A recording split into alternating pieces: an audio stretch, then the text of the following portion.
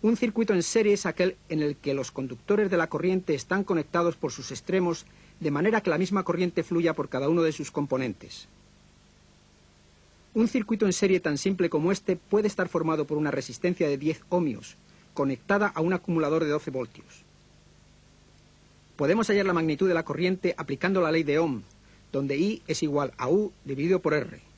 O sea, 12 voltios dividido por 10 ohmios es igual a una corriente de 1,2 amperios.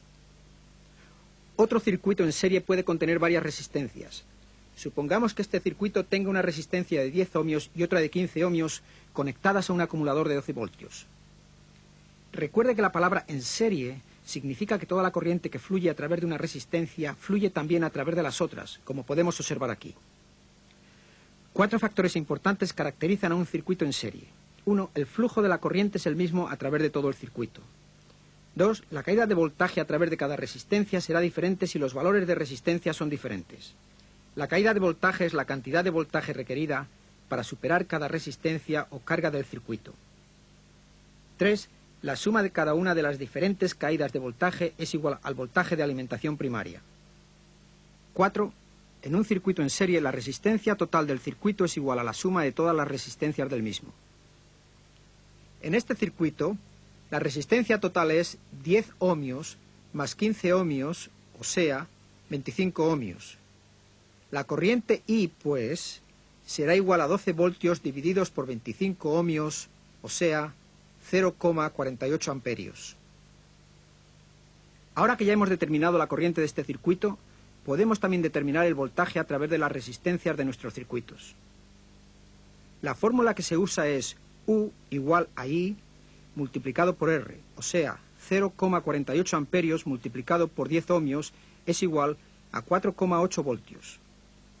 Para la resistencia de 15 ohmios obtendremos el siguiente resultado. 8 y 7,2 voltios respectivamente son las caídas de voltaje en el circuito. La suma de todas las caídas de voltaje en un circuito en serie debe ser igual al voltaje de alimentación primaria.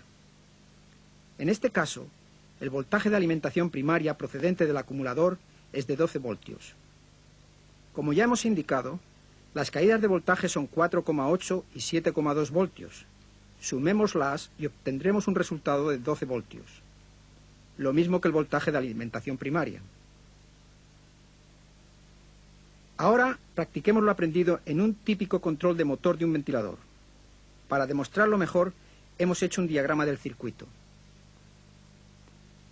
Además de los símbolos de los componentes de los cuales ya hablamos anteriormente, en este circuito nos encontramos también con el símbolo en el caso de una sobrecarga de corriente. Cuando esto ocurre, una delicada pieza metálica en el interior del fusible se funde rompiéndose el circuito. La corriente máxima permitida antes de que el fusible se funda viene indicada generalmente tanto en el mismo fusible como en el esquema. El símbolo del interruptor no necesita explicación.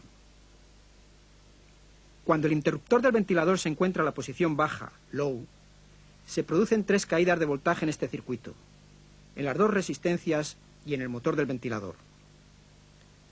Ahora vayamos a un automóvil y midamos las 3 caídas de voltaje con el interruptor del ventilador en la posición 1. Para hacer esto, pongamos el motor del automóvil en marcha. Estas son las caídas de voltaje a través de la primera resistencia, de la segunda y del motor del ventilador. Anotemos estos 3 valores. Luego medimos la corriente conectando un amperímetro en serie con el circuito y anotando ese valor. Ahora repetimos el procedimiento con el interruptor del ventilador en la posición 2.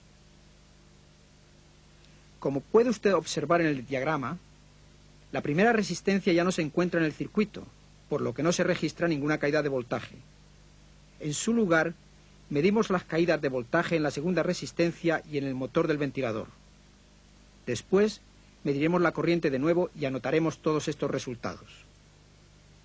Por último, con el interruptor en la posición máxima, 3, medimos la caída de voltaje en el motor del ventilador únicamente, ya que es la única carga del circuito. Y de nuevo, medimos la corriente. Si observamos los valores que hemos anotado, veremos que se aplica efectivamente todas las reglas para circuitos en serie que mencionamos anteriormente. La suma de las caídas de voltaje en las diferentes posiciones del interruptor es igual al voltaje del sistema, tal y como dice la regla. También, cuanto más baja era la resistencia total del circuito, más alta era la corriente. Y por otro lado, cuantas más resistencias conectadas en serie haya en el circuito, más baja será la corriente.